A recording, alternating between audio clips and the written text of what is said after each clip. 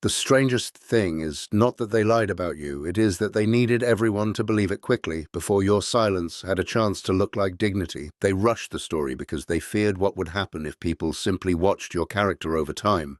They tried to bury you under whispers, half-truths, edited memories, and emotional performances that made them look wounded while you looked guilty. And for a while, it worked. Doors became colder. Faces changed. People who once smiled at you suddenly spoke to you like they had been warned. You felt the heaviness of being judged for something you could not fully explain without lowering yourself into the same dirt they were throwing.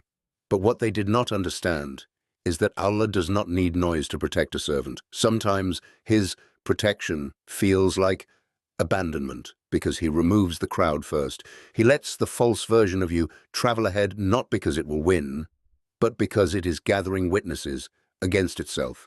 Every lie has a lifespan. Every mask has a weight. Every person who builds a grave for someone innocent eventually has to stand near it long enough for people to notice the shovel in their hands.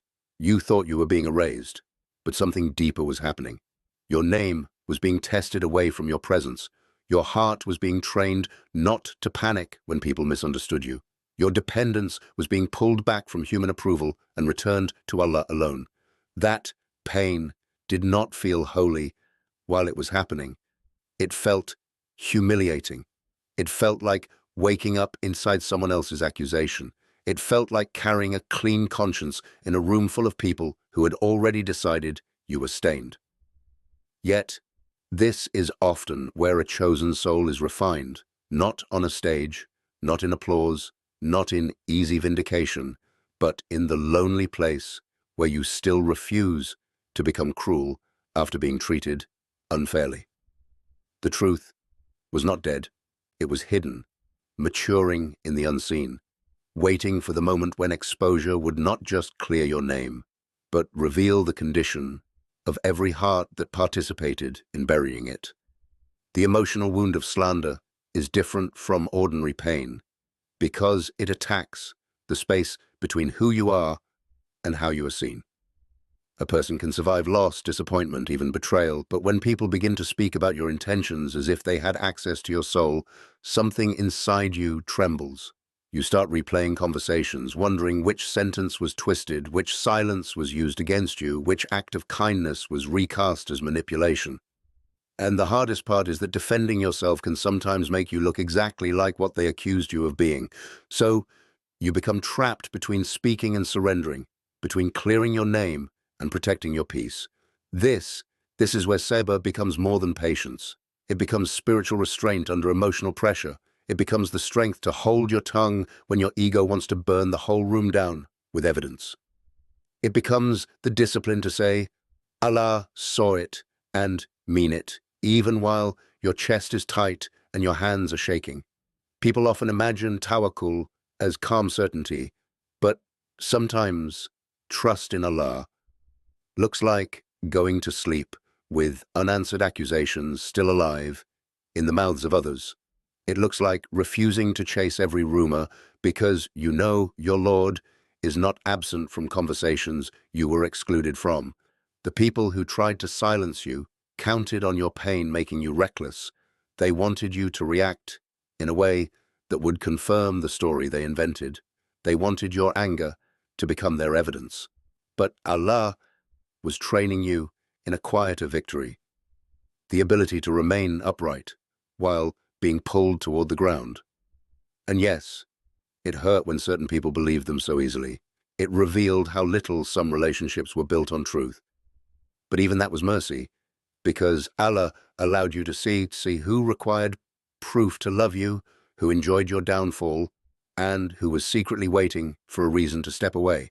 The lie exposed more than your enemies. It exposed the weakness of every bond that depended on convenience rather than sincerity. What looked like social destruction was also spiritual sorting. There is a particular moment in this kind of test when you realize the people hurting you are not necessarily stronger than you. They are simply louder, more organized, and more willing to use darkness without fear. They move quickly because they live in the anxiety of being discovered. They exaggerate because the truth by itself cannot support them. They recruit others because one dishonest voice sounds fragile unless it becomes a crowd. And you, standing there with your bruised heart and your tired dua, may feel foolish for still believing in restraint. You may ask why Allah allowed them to speak first, why He did not stop the damage immediately, why your sincerity had to be hidden while their performance was visible. But the delay is not denial. Divine timing does not move according to the panic of the wounded. It moves according to wisdom that sees every hidden thread. Sometimes Allah lets the false narrative spread until the people behind it become careless. They talk too much. They contradict themselves. They enjoy the sympathy a little too openly. They reveal, through their behavior, that this was never about justice. It was about control. It was about punishing you for no longer being easy to manipulate. It was about burying the version of you that had finally begun to wake up. If this part touches a place you rarely speak about, a quiet like on this video can be your way of marking the moment, not for attention, but as a small witness that you are choosing faith over bitterness. Because the truth is, not every attack comes because you failed. Some attacks come because you stopped participating in a lie. You became calmer, more observant, less available for emotional games, and suddenly people who benefited from your confusion felt threatened by your clarity. They called you distant when you became disciplined. They called you arrogant when you stopped begging to be understood. They called you cold when you finally stopped explaining your pain to people who were using your explanations as material. And all of this was part of the unveiling. Allah was not only showing you who they were, He was showing you who you had become under pressure. The difference between a person protected by faith and a person driven by fear becomes visible in the way each one handles exposure. The fearful person tries to control every eye, every ear, every room, every interpretation. They need constant agreement because their inner world is unstable. They fear silence because silence leaves space for reflection, and reflection is dangerous when a story has been built on distortion. But the servant learning to trust Allah begins to move differently, not passively, not weakly, not as someone who accepts humiliation as identity, but as someone who understands that panic is not the same as justice. You still take practical steps when needed. You distance yourself. You document what matters. You stop handing private access to people who have proven careless with your heart. You speak truth when speech is required, especially where rights are involved. Islam does not ask you to become a doormat for the comfort of oppressors, but there is a difference between seeking justice and becoming obsessed with revenge. One keeps your soul intact, the other slowly turns you into a mirror of what harmed you. The people who tried to bury you may expect you to spend your life digging yourself out in front of them, begging them to admit what they did. But Allah may be saving you from that humiliation too. He may allow the truth to rise through patterns, through witnesses, through their own contradictions, through the way they treat the next person, through the collapse of the image they worked so hard to polish. A counterexample matters here. Not every person who misunderstands you is an enemy, and not every person who believed the lie did so with a corrupt heart. Some were naive. Some were afraid. Some only saw one side and lacked the courage to ask you directly. This nuance keeps your heart clean. It stops you from turning pain into suspicion of everyone. The hidden enemy is not always the person who was confused. Sometimes it is the person who carefully created confusion and then stood behind it pretending to be innocent. Learning the difference is part of spiritual maturity. Think of a simple scene. You walk into a place where you once felt welcome, and the atmosphere shifts before anyone says a word. Someone lowers their voice. Someone avoids eye contact. Someone smiles with the tightness of a person who has already heard a version of you they prefer to believe. Your body understands before your mind catches up. The room has been prepared against you. In that moment, the old you might have tried to win everyone back immediately, explaining, pleasing, overextending, laughing too loudly, becoming smaller just to be accepted. But this time, something in you stays still, not because you are numb, but because Allah has been teaching you not to hand your dignity to every changing face. You greet those who greet you. You do not chase those who retreat. You keep your manners, but you stop performing innocence for people who enjoy making you feel accused. That is a kind of strength many people do not recognize because it has no dramatic soundtrack in real life. It is just a person breathing through humiliation without letting it deform their character. It is you choosing not to reveal someone else's secrets, even though they exposed your private pain. It is you refusing to weaponize what you know, because your Lord knows the difference between being truthful and being vengeful. And later, when you're alone, the tears may still come. Faith does not mean you are not hurt. Even the strongest heart can ache when it is treated unjustly. The Quran does not raise human grief. It gives it direction. You may sit on the edge of your bed, lights off, phone silent, asking Allah to protect you from becoming hard. That dua is not small. It may be the very reason you survive the test with your soul unbroken. Many people want public victory, but private preservation is sometimes the greater mercy. Allah protected you from becoming the kind of person who wins an argument and loses their heart. What makes this trial so dark is that the people who bury others often use respectable language. They do not always look cruel.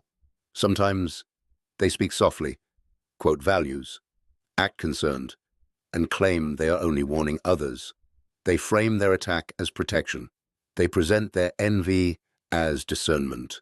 They disguise control as care.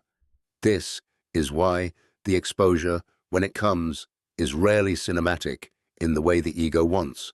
It may not be one grand moment where everyone gathers and apologizes. More often, it comes slowly. One person begins to notice how their stories change, depending on the audience. Another sees how they treat anyone who does not obey them. Someone else remembers how quickly they turned private conversations into public weapons. Then the pattern becomes impossible to ignore. This is divine justice in a form many people miss. Not always thunder, but clarity. Not always punishment you can see, but truth becoming heavier than performance. Allah may not humiliate them the way they tried to humiliate you, because His justice is not petty, but He can remove the sweetness from their influence. He can make their charm ineffective. He can place unease in the hearts of those who once admired them. He can allow their own actions to narrate what you were too tired to explain. And while this unfolds, your task is not to stand at the edge of their exposure clapping. Your task is to keep returning to Allah, because vindication can test you as much as injustice did. When the truth begins to surface, the ego wants to say, "Now you see." The wounded heart wants witnesses. It wants the people who abandoned you to feel the weight of their mistake. But spiritual discipline asks for something more difficult: to be grateful without becoming arrogant, relieved without becoming cruel, clear without becoming consumed. The real rising from darkness is not that people finally believe you. It is that their belief no longer controls your breathing.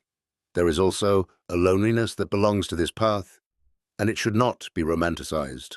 And being tested by Allah does not always feel noble. Sometimes it feels like eating alone after being misrepresented by people who used to sit at your table. It feels like deleting a message you wrote 3 times because you know the person receiving it would only twist it again. It feels like hearing your name in rooms you cannot enter and still choosing not to destroy yourself, trying to monitor every conversation. The loneliness can become so sharp that you begin to wonder whether silence is wisdom or weakness. But in the deepest part of that solitude, something changes. You begin to notice which habits were built around needing reassurance. You begin to see how much of your peace depended on being liked, believed, included, praised.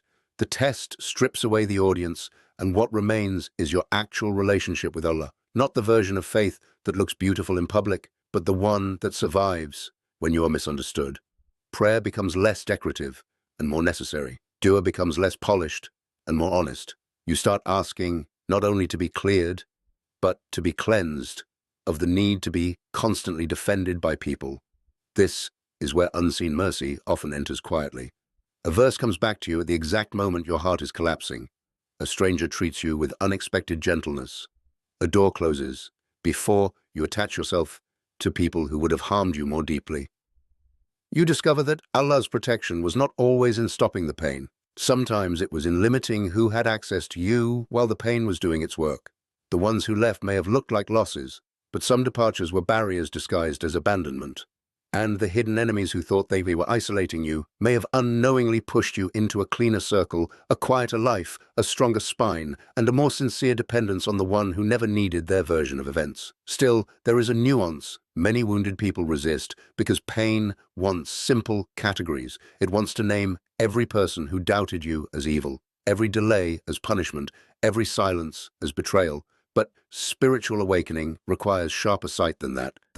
Some people failed you. Yes, some were cowardly. Some enjoyed your fall because it made them feel taller. Some knew the truth and chose comfort over justice. But your healing cannot depend on turning the whole world into a courtroom. There are people who owe you an apology and may never have the courage to give it. There are conversations you may never hear corrected. There are rooms where your name may remain stained because the people in them prefer the lie that protects their pride. This is painful, but it is also freeing. Allah's justice is not limited to human acknowledgement. Being cleared in the sight of Allah is not a small thing, even when human beings are slow to understand. If you have lived through a season where you could not defend yourself without losing your peace, leave one sentence in the comments. What did Allah teach you in the silence? Not a performance, not a full story, just the lesson that stayed. Because there are others reading who need to know that silence can contain strength and waiting can contain worship. Your test may have included hidden enemies, but it also included hidden allies. The prayer you whispered, the restraint that protected your record, the angels recording what no person witnessed, the quiet mercy that stopped you from collapsing when you thought you were finished. This is not about pretending the harm did not happen. It happened. It changed you. It made you more careful. But careful does not have to mean bitter. Strong does not have to mean suspicious. Guarded does not have to mean dead inside. The heart that comes out of slander with more sincerity, more discipline, and less dependence on applause has not been buried. It has been refined underground, away from the eyes that would have misunderstood the process. The moment truth begins to expose them is often quieter than you imagined. It may be a person returning after months, speaking gently, not quite apologizing, but suddenly understanding. It may be someone asking a question that reveals they no longer believe the old story. It may be the same people who once seemed powerful, now becoming trapped by their own patterns, unable to hide the arrogance, jealousy, or manipulation they projected onto you. You may watch from a distance as the image they built starts cracking, not because you touched it, but because falsehood requires constant maintenance, and truth does not. There is a strange discipline required here. Do not run back to every person who now sees what they should have seen earlier. Do not reopen every wound just because the evidence is finally on your side. Accept clarity without begging for compensation from hearts that were too shallow to protect you when it mattered. Some people can recognize your innocence and still not be safe for your future. Some can feel guilty and still lack the maturity to repair what they damaged. Divine timing may clear your name, but it may also reveal that you no longer belong in the places where your name needed so much defending. That is not pride. That is growth with boundaries. A servant of Allah learns to forgive without returning to the cage. You can release hatred and still lock the door. You can make dua for guidance and still refuse access. You can wish people well while admitting they were instruments of a test. You do not need to repeat. This is where darkness turns toward light in a way that is less dramatic but more permanent. You stop waiting for the people who buried you to resurrect you. You understand that resurrection of reputation, peace, and strength comes from Allah alone, through means He chooses, at a time He knows.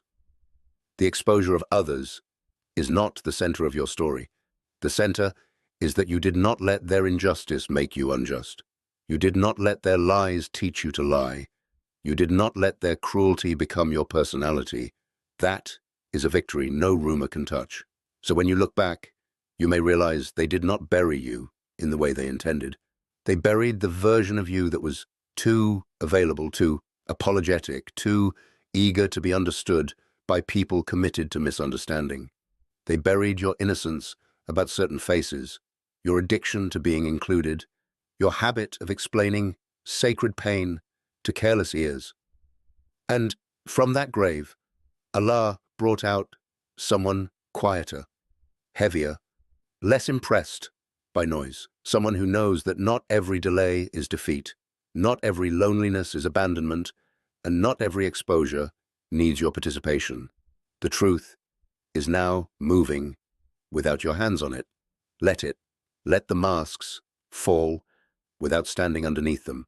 Let the people who mocked your silence learn that silence was never emptiness. It was trust being formed under pressure. Let those who watched from a distance understand what they are able to understand. And let Allah handle what remains beyond your reach. Your task now is not to keep proving that you were wronged.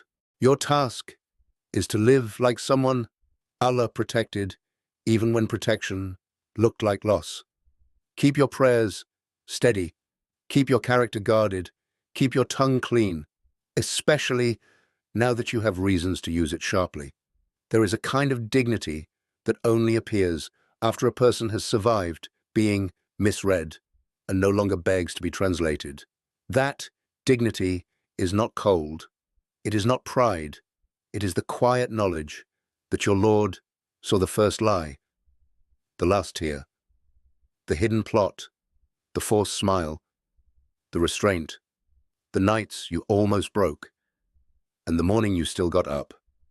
They tried to make the ground remember you as something buried. Allah made the ground witness that you were being rooted. And now, when the truth rises, it does not arrive screaming. It stands there calmly, with your patience beside it, and everyone who helped cover it has to recognize the shape of what they tried to hide.